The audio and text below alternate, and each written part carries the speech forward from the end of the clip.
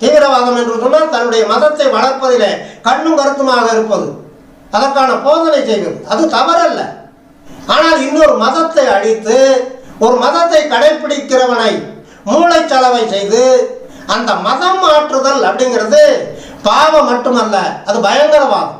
அப்படிப்பட்ட பயங்கரவாதத்தை அழிப்பதிலே எம்பெருமான் சிவபெருமான் தன்னுடைய பக்தர்களுக்கு உதவுவார் என்பதற்காகத்தான் இந்த நிகழ்ச்சியை சம்பந்த பெருமான் தொடர்பு படுத்தி நமக்கு சுட்டி காட்டுகிறார்.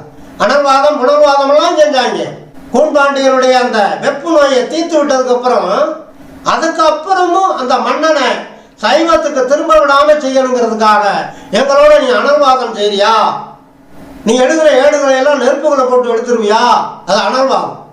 நீ எழுதுகிற ஏடுகளை எல்லாம் தண்ணிக்குள்ள விடுங்க, அது மிதந்து வந்து அது அழியாம இருந்துச்சுன்னா நீ சொல்றதெல்லாம் நாங்கள் ஒத்துக்கிறோம், அது புனர்வாதம்.